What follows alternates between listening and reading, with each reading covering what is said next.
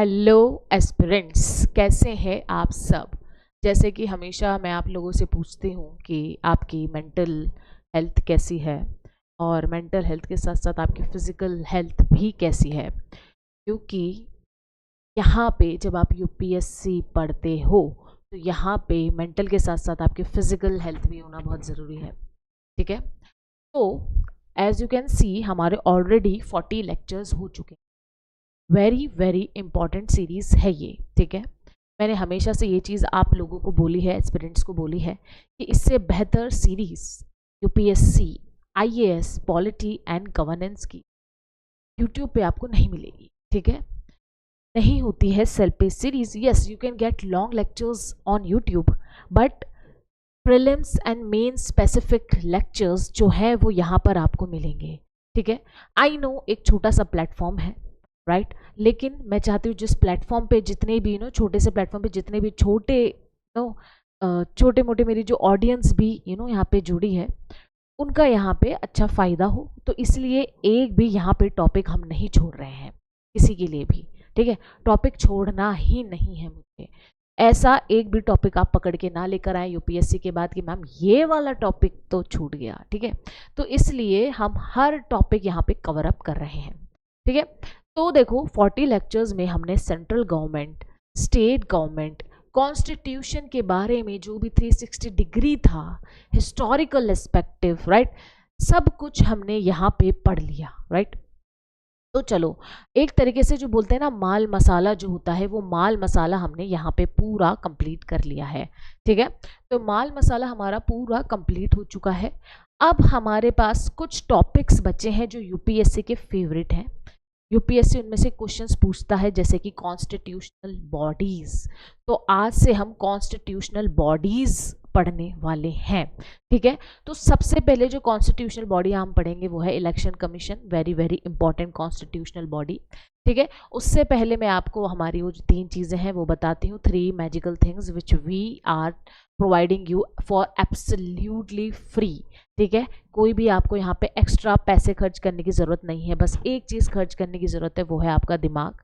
जब आप यहाँ बैठोगे और नोट्स बनाओगे तो वो दिमाग आपका खर्च होता रहना चाहिए। ठीक है, तो सबसे पहले चीज़ क्या है, सबसे पहले चीज़ ये जो 70 to 80 लेक्चर्स यहाँ पे अपलोड होंगे, लॉन्ग लेक्चर्स, वो आपको देखना ही देखना है, नोट्स बनाने ही बनाने हैं। ठीक है, सेकेंड, पॉलिटी फोड़ो सीरीज चल रही है रेगुलर। ठीक है, रेगुलर पॉलिटी फोड़ो सीरीज चल रही है। तो वो जो पॉलिटी फोड़ो सीरीज चल रही है उससे आपको क्या करना है, आपको ये करना है कि आपको उसके जो एक एक टॉपिक रोज वहाँ पे एनालाइज होगा शॉर्ट्स में, राइट, तो वो एक एक टॉपिक आपको पढ़ना है। इससे क्या हो रहा है, आपके शॉर्ट्स के थ्रू वो पॉलिटी के क्वेश्चंस वहाँ पे कंप्लीट हो रहे हैं जो हमें लगता है कि 2025 में मोस्ट एक्सपेक्टेड है, राइट। और फिर आप ये लॉन्ग वीडियोज़ लगा रहे हो तो आपको पॉलिटी एंड गवर्नेंस पूरा 360 डिग्री हो रहा है। और ये भी ना छूटे तो हम क्या करने वाले हैं, हमारे एक टारगेट ऑडियंस है 1000 प्लस। जैसे ही हमारी ऑडियंस जाती है, हम रीच आउट करते हैं, तो हम यहाँ पे प्रीवियस ईयर क्वेश्चंस भी अपलोड करेंगे, वो प्रीलिम्स हो या मेंस हो। ठीक है, क्योंकि मेन से भी प्रीलिम्स के क्वेश्चंस बनते हैं। ठीक है, तो इस तरीके से हम क्या करने वाले हैं, पूरा एकदम पैकेज में पढ़ने वाले हैं। ऐसा नहीं कि यहाँ से ये उठा लिया, यूट्यूब से वो उठा लिया, ये उठा लिया और वहाँ से अलग अलग उठा के एक साथ पढ़ लिया। हम यहाँ पे पैकेज में पढ़ेंगे। ठीक है, क्योंकि आप यूपीएससी का पेपर दे रहे हो, यहाँ पे हलवा नहीं खाने आए हो। ठीक है, यूपीएससी का पेपर है भाई, हलवा नहीं है जो सब में बट रहा है, समझ रहे हो, भंडारा नहीं चल रहा है ये। तो यहाँ यूपीएससी है, तो यूपीएससी में आपको यूपीएससी के लेवल का ही पढ़ना पड़ेगा, एक्सपर्ट से ही पढ़ना पड़ेगा। ठीक है, ऐसा कोई भी यूट्यूब वीडियो उठा के मत देखना, polity finish in 2 days 1 day, please. At the end you guys are human being, अपना दिमाग यूज करो, कंसिस्टेंट रहो, रोज एक टॉपिक पढ़ो, उस टॉपिक को एनालाइज करो, प्रीवियस से पेपर्स पढ़ो, और वो सब हम सिखाएंगे आपको, आपको टेंशन लेने की ज़रूरत नहीं है। ठीक है, आंसर राइटिंग्स के भी मैं यहाँ पे पूरी अच्छी सी एक सीरीज़ बना के आपको यहाँ पे पटक दूंगी। बढ़िया देखो, बढ़िया यूज़ करो। आपका क्या हो रहा है, कुछ नहीं जा रहा है यहाँ पे, एक पैसा नहीं जा रहा है, सिर्फ आपका पढ़ने का खर्च हो रहा है यहाँ पे, कि अपना दिमाग खर्च हो रहा है, और वो भी क्या है, खुद की नॉलेज यहाँ पे इंक्रीज हो रही है। ठीक है, तो चलो भाई फालतू की बकवास करते नहीं है, तो सबसे पहले आते हैं हम इलेक्शन कमीशन। भाई इलेक्शन कमीशन क्या होता है, जो इलेक्शंस कंडक्ट करवाता है इंडिया में वो होता है इलेक्शन कमीशन। कॉमन सेंस की बात है, राइट। लेकिन अब ये कॉमन सेंस की जो बात है ना, इसके आसपास जो क्वेश्चंस ढूंढता है यूपीएससी, ठीक है, वो हम यहाँ पे पढ़ेंगे, वो कोड वर्ड्स हम यहाँ पे पढ़ेंगे। ठीक है, तो चलो भाई स्टार्ट करते हैं without wasting any single time.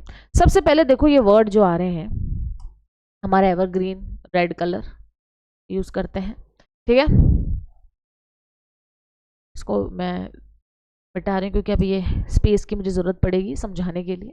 ठीक है, तो सबसे पहले देखो आते हैं, election commission of India is an autonomous constitutional authority. Autonomous, autonomous मतलब क्या होता है? ऑटोनोमस मतलब होता है कि वो एक इंडिपेंडेंट बॉडी है। क्या है? एक इंडिपेंडेंट बॉडी है। ठीक है, आई होप आपको आवाज आ रही होगी। That's why I am just checking कि आवाज आ रही है, रिकॉर्ड हो रहा है, इसलिए मैं थोड़ी थोड़ी देर में थोड़ा सा इस साइड देखूंगी ताकि मुझे इंश्योर रहे कि आपको आवाज़ आ रही है, क्योंकि पहले वाली वीडियोस में मेरे को थोड़ी शिकायत आई थी बच्चों की आवाज़ नहीं आ रही है, आवाज़ नहीं आ रही है। तो इससे क्या होता है, थोड़ा हैम्पर होता है। आई नो कंटेंट ज़रूरी है, पर उसके साथ साथ आपको आवाज़ भी पहुँचनी चाहिए। तो ठीक है, आवाज़ आ रही है, राइट? ठीक है, तो इंडिपेंडेंट है। इंडिपेंडेंट का मतलब क्या है कि यहाँ पे गवर्नमेंट इंटरफेयर नहीं कर सकती। क्या नहीं कर सकती? गवर्नमेंट यहाँ पे इंटरफेयर नहीं करेगी। तो इंडिपेंडेंट है, गवर्नमेंट इंटरफेयर यहां पे नहीं कर सकती। मतलब क्या है भाई, आप इलेक्शंस करवा रहे हो इंडिया जैसी कंट्री में जो इतनी डाइवर्स है, राइट? इतनी डाइवर्स है, प्लस यहाँ पे जो पॉलिटिकल पार्टीज हैं, यहाँ पे गुंडा पॉलिटिक्स भी चलती है। तो इससे क्या होता है कि इलेक्शंस क्या हो जाए, एकदम से इन्फ्लुएंस ना हो उस चीज़ से। इसके लिए हमने इलेक्शन कमीशन को क्या रखा है, एक इंडिपेंडेंट बॉडी बनाई है, ऑटोनॉमस बॉडी बनाई है कि वो अपने हिसाब से वर्क करती रहेगी। क्या करेगी? वर्क करती रहेगी। इसका एक सिंपल सा एग्जांपल है,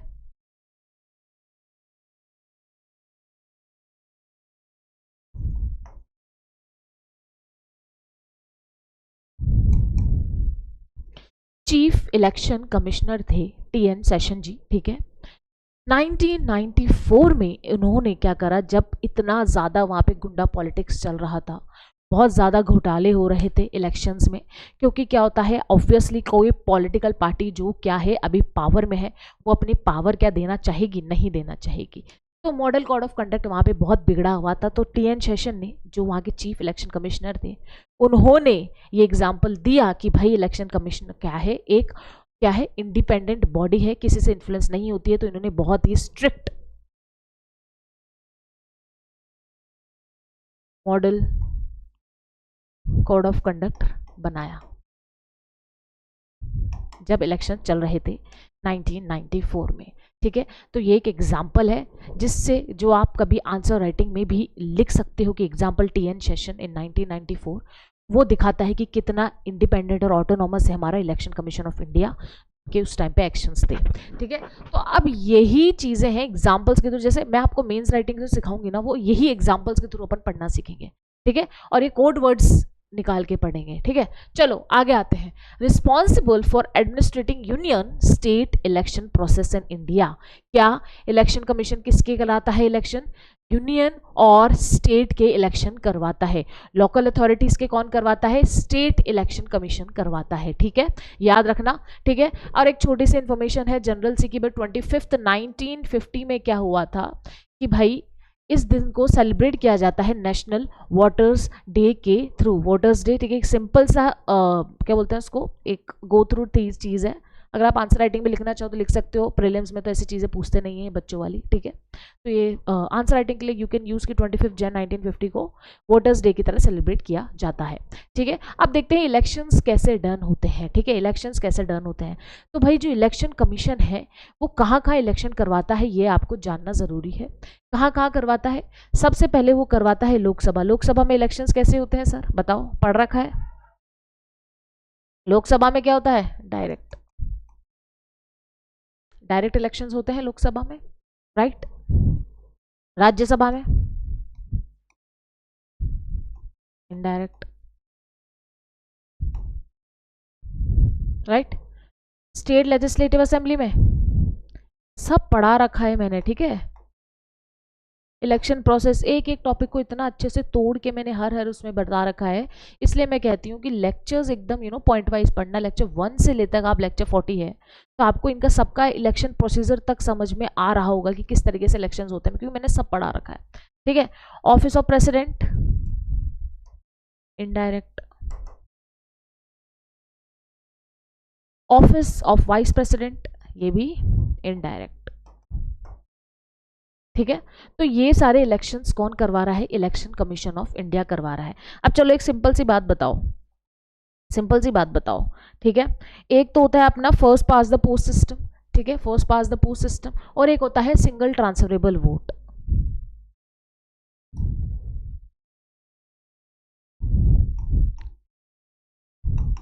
first pass the post system,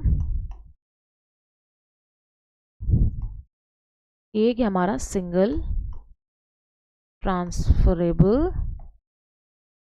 vote. ठीक है, ठीक है, ये दो चीजें हैं, ये मैंने पहले पढ़ा रखा, लेकिन एक सिंपल सा ग्लिम्स देती हूँ भाई। जब डायरेक्ट इलेक्शंस होते हैं, ठीक है, जब वोटर्स होते हैं वो डायरेक्ट इलेक्शंस करते हैं तो first pass the post system पे होते हैं। ठीक है, जब इनडायरेक्ट इलेक्शंस होते हैं जहाँ पे डायरेक्ट वोटर्स का इन्वॉल्वमेंट नहीं होता तो सिंगल ट्रांसफरेबल वोट होता है। सिंगल ट्रांसफरेबल मतलब ट्रांसफर हो रहा है वोट अपनी प्रेफरेंस के अकॉर्डिंग, 1, 2 और 3 प्रेफरेंस के अकॉर्डिंग सिंगल ट्रांसफरेबल वोट होता है। तो first pass the post system कहाँ कहाँ फॉलोअप होता है? ये फॉलोअप होता है हमारे लोकसभा में, ठीक है, और कहाँ का फॉलो होता है? हमारे लेजिस्लेटिव असेंबली में। ठीक है, और सिंगल ट्रांसफरेबल वोट कहाँ कहाँ हो रहा है?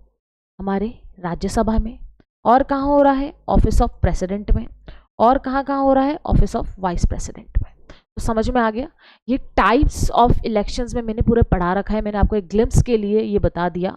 First pass the post, single transferable vote. ठीक है, मैं 1 सेकंड दे रही हूँ, फटाफट से इस चीज़ को देख लो कि भाई लोकसभा डायरेक्ट है, राज्यसभा इनडायरेक्ट है, स्टेट लेजिस्लेटिव असेंबली डायरेक्ट है, प्रेसिडेंट इनडायरेक्ट है, और ऑफिस ऑफ वाइस प्रेसिडेंट भी इनडायरेक्ट है।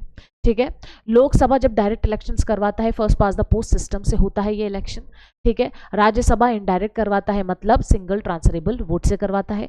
स्टेट लेजिस्लेटिव असेंबली में भी डायरेक्ट इलेक्शन होता है और वो भी किससे होता है? First pass the post system से होता है। ठीक है, ऑफिस ऑफ प्रेसिडेंट, क्या ऑफिस ऑफ प्रेसिडेंट वो इनडायरेक्ट होता है, वो भी सिंगल ट्रांसफरेबल वोट से होता है। ठीक है, और ऑफिस ऑफ वाइस प्रेसिडेंट भी क्या होता है? इनडायरेक्ट होता है, वो भी सिंगल ट्रांसफरेबल वोट से होता है। ठीक है, तो इस तरीके से ये इलेक्शंस जो कंडक्ट करवाता है, जो होल्ड है, वो किसका है? इलेक्शन कमीशन ऑफ इंडिया का। इसलिए इसको एक ऑटोनॉमस बॉडी बनाई गई है, क्योंकि भाई इतने इंपॉर्टेंट इलेक्शंस वो होल्ड करवा रहा है।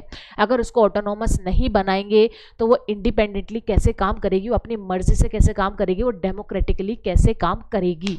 समझ में आ गया? इसलिए इसको क्या रखा गया है? इंडिपेंडेंट बॉडी बनाई गई है। ठीक है, चलो भाई आगे बढ़े। अब इसमें कुछ कॉन्स्टिट्यूशनल प्रोविजंस हैं। ठीक है, आपको पता होना चाहिए कौन से आर्टिकल्स हैं। कभी भी यूपीएससी एकदम से आर्टिकल्स लिख के पूछ देता है, फिर आप बोलते हो यार ये कहाँ था आंसर, ये तो हमने पढ़ा ही नहीं। तो ये इन चीज़ों में होता है। ऐसा कभी भी मत सोचना कि छोटे छोटे टॉपिक्स हैं तो मैं छोड़ दूँ, मैं ये कर दूँ। ठीक है, छोटे छोटे टॉपिक से ही बड़े बड़े आंसर्स निकलते हैं। ठीक है, चलो भाई, तो कॉन्स्टिट्यूशनल प्रोविजंस देखते हैं। Article 324 to 329 election commission of India के ऊपर है। ठीक है, deals with election and establish a commission for these matters. ठीक है, सबसे पहले आते हैं 324, superintendence direction and control of election to be vested in election commission. ठीक है, तो जितना भी जो कंट्रोल है, क्या है? जितना भी जो कंट्रोल है वो इलेक्शन कमीशन ऑफ इंडिया को यहाँ पे आर्टिकल 324 में दिया गया है। ठीक है, 325 में no person to be ineligible for inclusion in or to claim to be included in a special electoral roll on grounds of religion, race, caste और सेक्स। अब यहाँ पे इक्वालिटी की बात हो गई है, क्योंकि पहले क्या होता था कि भाई आप इस जात के हो, ठीक है, तो ही आप वोटिंग में जा सकते थे किंग्स के मिशन में, राइट। आपके पास इतनी कैवलरी होनी चाहिए या आपके पास इतना पैसा होना चाहिए, आप इतना एजुकेटेड होने चाहिए, तब आप वोट कर सकते हो। तो ऐसा कुछ भी नहीं है, ये यहाँ पे क्लेरिफाई किया गया है आर्टिकल 325 में कि इफ यू आर 18+, चलो भाई आ जाओ वोट दे दो। इधर ये नहीं है कि तू काला है या गोरा है, तू इस रिलीजन का है या तू गरीब है। ठीक है, तो ये सारी चीज़ें यहाँ पे ना हो, ये भी आर्टिकल में मेंशन हो रखा है। और क्यों हुआ था मेंशन? क्योंकि होता था भाई, पहले ये सारी चीज़ें होती थी कि आपके पास इतने पैसे हैं तो आप तभी जाके दरबार में जाके वोट कर सकते थे, राइट। तो ब्रिटिशर्स ने भी ये रेगुलेशन लगा रखा था कि भाई आप इतने एजुकेटेड होंगे तब आप जाके इस वाले लेवल पे आप वोट कर सकते हो, ठीक है। तो ये वाली चीज़ इंडिया में एक तरीके से देखो तो इंडिया एक ऐसा देश बना जो आज़ाद होते ही उन्होंने हर तरीके के लोग को वोट का राइट्स दिया। बड़ी बड़ी कंट्रीज ने भी ये चीज़ नहीं करी, इवन वुमेन्स को भी वोट का राइट नहीं दे रखा था, राइट। लेकिन इंडिया एक ऐसी कंट्री बनी जिसने सबसे पहले क्या करा, वोटिंग राइट्स दिए वुमेन्स को भी, हर टाइप के रेस, कास्ट, रिलीजन, किसी को भी यहाँ पे डिस्क्रिमिनेट नहीं किया।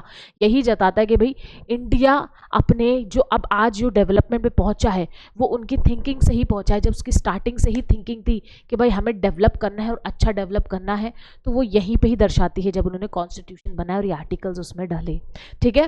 तो चलो भाई आगे बढ़ते हैं वापस से। चलो आर्टिकल 326 देखते हैं। देखो सबसे पहली बात तो क्लास में बोर मत होना, ये क्लास बहुत इंपॉर्टेंट है। जब आप क्वेश्चंस करते हो प्रीलिम्स के स्पेशली, और जब आप मेंस में एग्जाम्पल पुटअप करते हो, तो ये छोटे छोटे टॉपिक से ही आपके क्वेश्चंस और मेंस में पुट ऑन हो जाते हैं, ठीक है। तो ये छोटे छोटे टॉपिक्स बहुत इंपॉर्टेंट है, प्लीज़ बोर मत होना। और फिर मैं आपको बोर ना करने के लिए यहाँ पे कुछ सर्कस वगैरह भी नहीं चला सकती। यहाँ पे एजुकेशन प्लेटफॉर्म है, एजुकेशन लो, बैठो, अटेंटिव रहो और ये जो भी है ना वो लिखो, ठीक है। बहुत इंपॉर्टेंट है seriously, and that too free of cost. Seriously बता रही हूँ, दीज ये जो बैचेज होते हैं इनको प्री श्योर बैचेज में डाला जाता है, वहाँ पे अच्छा खासा पेमेंट लेके ये सारी चीज़ें मैंने खुद ने पढ़ाई है, ठीक है। तो यहाँ पे आपको फ्री में चीज़ें मिल रही है, it's really really really beneficial for you.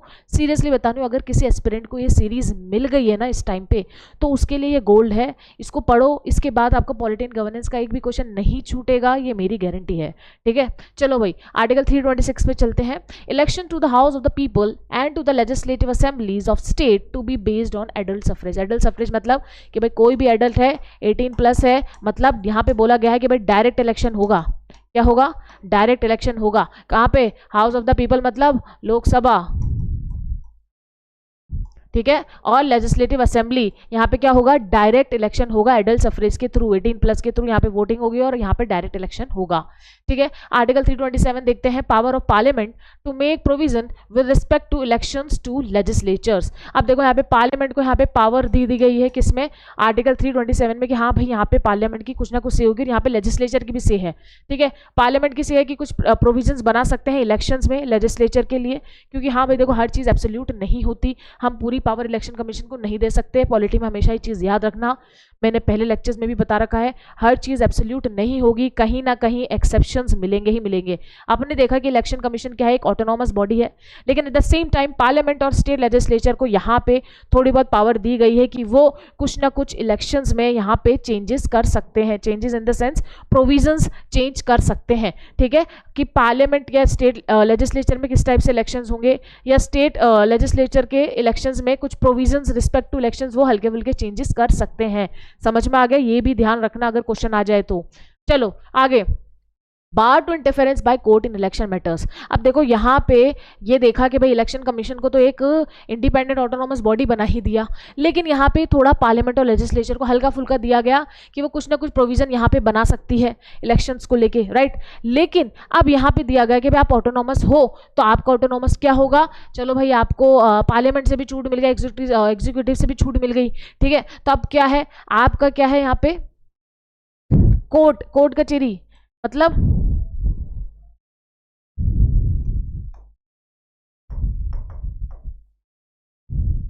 आपको जुडिशरी से भी हम थोड़ा बहुत आज़ाद कर रहे हैं ताकि आपकी इंडिपेंडेंसी बनी रहे।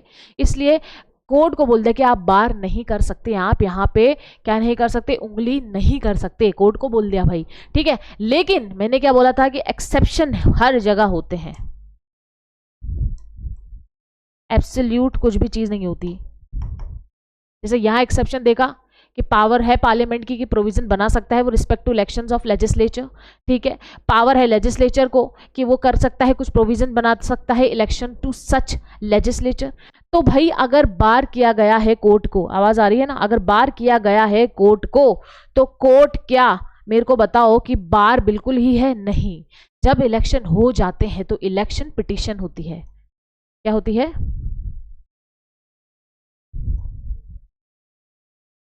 और वो इलेक्शन पिटिशन हाई कोर्ट में डालते हैं। इस इलेक्शन पिटिशन से कोर्ट यहाँ पे क्या कर सकता है, थोड़ी बहुत अपनी चला सकता है, थोड़ी बहुत उंगली कर सकता है। समझ में आ गया। और इलेक्शन पिटीशन क्या होती है, हमेशा क्या इलेक्शन के बाद ही वहां पे डलेगी, इलेक्शन से पहले बार नहीं कर सकती, इलेक्शन के थ्रू बार नहीं कर सकती, लेकिन इलेक्शन के बाद वो बार कर सकती है। ठीक है। और फिर अगर हाई कोर्ट से भी नहीं होता तो फिर वो मैटर सुप्रीम कोर्ट भी जाता है। तो समझे अब आप इस तरीके से, समझे कि भाई कुछ भी चीज़ यहाँ पे एक्सेप्शनल नहीं है, आपको एकदम एब्सोल्यूट अथॉरिटी नहीं दी गई है, कहीं ना कहीं आपको एक्सेप्शन मिलेंगे ही मिलेंगे। ठीक है। ऑटोनॉमस बॉडी भी है लेकिन पार्लियामेंट को भी पावर है, ऑटोनॉमस बॉडी है लेकिन लेजिस्लेचर को भी पावर है, ऑटोनॉमस बॉडी है कि भाई बार नहीं कर सकता कोर्ट, लेकिन फिर भी वो बार कर सकता है after election through election petition. समझ में आ गया। तो इस तरीके से हमने पढ़ना है पॉलिटी। समझ गए। चलो अब देखो इसका स्ट्रक्चर देखते हैं, बहुत ही सिंपल स्ट्रक्चर है इसका। इलेक्शन कमिश्नर अमेंडमेंट एक्ट में 1989 में मल्टी मेंबर बॉडी इसको बना दी गई। ठीक है। और इसको बनाता कौन है, प्रेसिडेंट। इसको फिक्स कौन करता है टाइम टू टाइम, प्रेसिडेंट की यहाँ पे डिस्क्रिशन होती है। ठीक है। अभी प्रेजेंटली कौन है इसका, एक तो चीफ इलेक्शन कमिश्नर है और 2 इलेक्शन कमिश्नर है। तो मतलब टोटल कितने हो गए, 3 मेंबर बॉडी हो गई है। कितनी हो गई है, क्या हो गई, 3 मेंबर बॉडी ये हो गई, एक चीफ इलेक्शन कमिश्नर और 2 इलेक्शन कमिश्नर। समझ में आ गया। चलो अब देखते हैं इसका appointment and tenure. They have a fix tenure of 6 years और up to age of 65 years। अब देखो फिक्स टेन्योर क्यों दिया गया, सिंपल सी बात है, ये एक ऑटोनॉमस बॉडी है, इंडिपेंडेंट है, तो इसलिए यहाँ पे इसको क्या दिया गया है, फिक्स टेन्योर दिया गया है, ताकि वो क्या कर सके, अपने हिसाब से अपना वर्क कर सके, अपने मस्ती में काम कर सके। ठीक है। बोलते ना मस्त मगन हाथी की तरह ये काम कर सके। अगर इसका फिक्स टेन्योर नहीं होता और बोलते कि भाई प्रेसिडेंट की डिस्क्रिप्शन पे है, तो फिर बताओ क्या होता इलेक्शन कमीशन का, बताओ। चलो एक स्लाइड लेते हैं, आपको सिंपल सी बात बताते हैं। मान लो इलेक्शन कमीशन है, ये ऐसे ही क्वेश्चन ध्यान रखना कि अगर कोई बॉडी है जो ऑटोनॉमस है, ठीक है, वहां पे जो उसका टेन्योर होगा वो फिक्स्ड रखा जाएगा, ताकि उसको मस्त मगन हाथी की तरह वो काम कर सके, उसको कहीं पे भी किसी के डिस्क्रिप्शन पे नहीं छोड़ा जाएगा अगर वो एक ऑटोनॉमस बॉडी है। जैसे कि मान लो अगर इलेक्शन कमीशन के फिक्स नहीं होता और ये छोड़ दिया जाता प्रेसिडेंट के डिस्क्रिप्शन पे कि भाई उसका टेन्योर कौन फिक्स करेगा, प्रेसिडेंट फिक्स करेगा। ठीक है। एग्जाम्पल लेते हैं। ठीक है। इन्होंने सोचा भी प्रेसिडेंट टेन्योर फिक्स करेगा। अब मुझे एक बात बताओ, प्रेसिडेंट जो होता है वो किसके गाइडलाइंस पे चलता है, इसके गाइडलाइंस पे चलता है, पढ़ा होगा राइट। इसके गाइडलाइंस पे चलता है काउंसिल्स ऑफ मिनिस्टर्स, और councils of ministers headed by PM. ठीक है। इसके उस पे चलता है president, councils of ministers headed by PM. और councils of minister headed by PM क्या होती है, रूलिंग पार्टी होती है सर। क्या होती है, रूलिंग पार्टी होती है। तो एक तरीके से कौन चला रहा है उन पे हुक्म, रूलिंग पार्टी चला रही है। और कोई रूलिंग पार्टी क्या चाहेगी, अपना पावर देना नहीं चाहेगी। ठीक है। धमकी देंगे कि भाई क्या तुम्हारा टेन्योर हटाऊं, अभी हटाऊं तुम्हें 6, है ना, क्योंकि इनका फिक्स टेन्योर होगा ही नहीं, प्रेसिडेंट के डिस्क्रिप्शन पे होगा। तो इसलिए यहाँ पे इनको क्या दिया गया है, फिक्स टेन्योर दिया गया है कि 6 साल या 65 ईयर्स एज का। समझ गए। इस तरीके से पढ़ो पॉलिटी, क्यों दिया गया है। हमेशा कुछ भी हो तो अपने आप से सवाल करो क्यों, वाई, क्योंकि पॉलिटी क्या है, एक नोट होती है इस तरीके से, हर चीज़ का यहाँ पे रीज़न है, क्यों, वाई, तो पूछो और वो रीज़न से करो। और यहीं आपको पकड़ता है यूपीएससी, यहीं पकड़ता है आपको, यहीं दबोचता है कि चलो भाई बच्चों के मज़े लिया जाए। क्योंकि बच्चे क्या करते हैं, रटाफिकेशन आके यूपीएससी दे देते हैं और उनको लगता है कि हो जाएगा। यहीं पकड़ता है कि जो बच्चे ने पेपर या कुछ भी कोई भी टॉपिक पढ़ते टाइम ये सोच लिया क्यों, वो लिंक कैसे है। तो वैसे ही आपको जब क्वेश्चंस आते हैं यूपीएससी के, तो आप वहाँ दिमाग लगाते हो कि ये सोच के ही जाओ कि आप पूरा पेपर जान ही नहीं सकते यूपीएससी में। ठीक है। आपको वहाँ लिंक ढूंढना ही पड़ेगा। ठीक है। आप ज़्यादा से ज़्यादा क्या करोगे, 20 से 30 क्वेश्चंस होंगे, बाकी के जो बचे हैं ना वो आपके दिमाग से अलग ही क्वेश्चंस होंगे वहाँ पे। तो वहाँ पे आपको लिंक क्रिएट करना है वाई वाला, और वो कब आएगा, जब आप बेसिक्स पढ़ोगे ना इन कोर सब्जेक्ट्स के। ठीक है। जब आप बेसिक पढ़ोगे फिर आप जब लिंक निकालोगे ना, तब आपको मज़े आएंगे कि अरे हाँ यार ये तो क्वेश्चन सॉल्व हो रहे हैं। और जब अपन करेंगे ना प्रीवियस ईयर के क्वेश्चन, तब आपको मैं बताऊंगी किस तरीके से लिंक वर्क करता है। ठीक है। चलो भाई, अपॉइंटमेंट और टेन्योर देख लिया। Salary and condition of service will be equivalent to that of the supreme court जज। अब देखो यहाँ पे इसको इक्विवेलेंट कर दिया सुप्रीम कोर्ट जज। सुप्रीम कोर्ट जज की इनकी सैलरीज किस में जाती है, कंसोलिडेट फंड ऑफ इंडिया। ठीक है, ये भी एक टॉपिक है, ये भी मैं आपको पढ़ाऊंगी अच्छे से, कंसोलिडेट फंड ऑफ इंडिया। और यहाँ पे पार्लियामेंट वोट नहीं कर सकता, समझे, समझ में आ गया। तो ये भी इनकी क्या कर रही है, इंडिपेंडेंट इनको बना रहा है। ये पॉइंट भी, क्या पॉइंट, कि भाई इनको सुप्रीम कोर्ट का जो जज है उसकी तरह इनके सैलरी एंड टेन्योर है। तो ये जो 2 पॉइंट है ये इनको क्या बनाते हैं, ऑटोनोमस बॉडी बनाते हैं। ठीक है, बच्चा रेक्टिफिकेशन करके जाएगा 6/65 या हाँ सुप्रीम कोर्ट, लेकिन बच्चा अगर समझ के जाएगा कि क्यों है भाई, क्या लिंक है, तो फिर वो क्वेश्चन करता है। समझ गए, चलो भाई, समझे, ये लिंक आया समझ, लिंक। चलो अब देखो इसका रिमूवल देखेंगे कि भाई अगर अगर इसका क्या बोलते हैं, इसका जो अपॉइंटमेंट क्या बोलते हैं, व्हाट वी से, एक सेकेंड, इसका अपॉइंटमेंट और टेन्योर फिक्स है, ये ऑटोनॉमस तरीके से इसको रखा गया है, सुप्रीम कोर्ट के जज की तरह इसको रखा गया है, तो ऑब्वियसली इसका रिमूवल भी थोड़ा हार्ड ही होगा, क्योंकि ये पोजीशन क्या है, कॉन्स्टिट्यूशनल है, राइट। तो इसका रिमूवल भी थोड़ा अच्छा खासा लेवल का रिमूवल होगा। ठीक है, तो वही देखेंगे हम कैसा रिमूवल होता है। रिमूवल कैसे होता है इनका, जैसे कि सुप्रीम कोर्ट के जज का होता है वैसे इनका रिमूवल होता है। ठीक है, they can resign any time. अब देखो खुद तो रिजाइन कर ही सकते हैं, ठीक है भाई, कोई भी कर सकता है, आप भी रिजाइन कर सकते हो किसी भी चीज से। Chief election commissioner can be remove through a process of removal similar to that of supreme court जज। बताया मैंने कि जो सुप्रीम कोर्ट जज है जैसे उसका रिमूवल होता है, मतलब हार्ड रिमूवल होगा यहाँ पे। ठीक है, यहाँ पे कुछ ना कुछ स्पेशल मेजोरिटी होगी, समझ गए। मेजोरिटी टाइप्स भी मैंने पढ़ा रखे हैं, समझ गए होंगे आपको यहाँ पे कि कौन सी मेजोरिटी लगेगी, बच्चों को समझ में आ गया होगा। ठीक है, तो ठीक है, अब देखते हैं रिमूवल प्रोसेस क्या होता है। पहले मैंने वैसे सुप्रीम कोर्ट जज का रिमूवल पढ़ा रखा, लेकिन चलो एक छोटा सा रिकैप कर लेते हैं आप लोगों के लिए। नोटिस ऑफ मोशन पहले जाता है कि भाई इनको लगता है, किसी भी हाउस में किसी को भी लगता है कि यार मुझे लग रहा है कि ये इंसान इसके कैपेबल नहीं है, इलेक्शन चीफ इलेक्शन कमिश्नर थोड़ा कैपेबल नहीं लग रहा है, इसको हटाया जाए। तो लेकिन वो एक इंसान को नहीं लगना चाहिए, अगर लोकसभा है तो 100 मेंबर्स को लगना चाहिए, और राज्यसभा है तो 50 मेंबर को ये फीलिंग होनी चाहिए। समझ में आ गया, ऐसा नहीं कि एक इंसान उठाने वाला है, मेरे को आज मन कर रहा है चलो भी हटा देते हैं, ऐसा नहीं होता। ठीक है, तो भाई 100 मेंबर्स को लगा लोकसभा में कि हाँ भाई हटा दो, और राज्यसभा में 50 मेंबर्स को लगा कि हाँ भाई हमें लगता है कि भाई हटा दो, तो नोटिस ऑफ मोशन वहाँ पे जारी हो जाता है। फिर आती है इंक्वायरी कमेटी, क्या आती है, सुप्रीम कोर्ट जज, chief justice of high court, distinguished jurist. ठीक है, ये इंक्वायरी कमेटी बैठाई जाती है कि भाई जो इनको लगा है, इन लोगों को जो लगा है, 100 लोगों को, 50 लोगों को, क्या ये सही लगा है, समझ में आ गया। तो ये सही लगने के लिए एक इंक्वायरी कमेटी बैठाई कर जाती है, जिसमें क्या होते हैं, सुप्रीम कोर्ट का जज होता है, chief justice of high courts होते हैं उसमें, और डिस्टिंग्विश्ड ज्यूरिस्ट, जो स्पीकर और चेयरमैन उस हाउस का एक डिस्टिंग्विश्ड ज्यूरी जिनको लगता है वो वहां पे वो अलॉट कर देते हैं। समझ में आ गया। अब क्या हो रही है, वहां पे इंक्वायरी बैठ रही है कि भाई जो उनको लग रहा है वो सही है कि नहीं है। ठीक है, अब इंक्वायरी के बाद क्या होगा, एक मोशन लगेगा रिमूवल का। ठीक है, और वो मोशन होगा किससे, स्पेशल मेजोरिटी से। अब देखो यहाँ पे कौन सी स्पेशल मेजोरिटी लगेगी, ये बताओ पहले तो। चलो, जिसने स्पेशल मेजोरिटी पढ़ी है उनको पता ही होगा, यहाँ पे क्या लगेगी,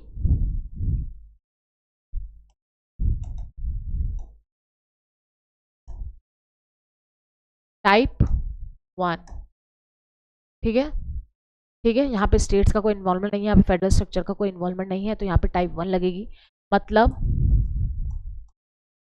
50% ऑफ टोटल, ठीक है, प्लस 2/3 प्रेजेंट एंड वोटिंग। समझे, 50%, 2/3 प्रेजेंट एंड वोटिंग। तो इसको और हल्के से अच्छे से समझते हैं। मतलब मान लो ये राज्यसभा है, ये लोकसभा है,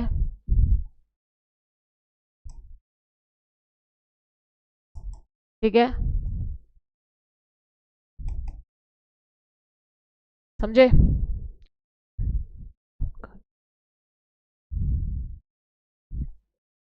ठीक है, तो इसका 50% है ना, प्लस 2/3 होता है, इसके साथ 55 होता है।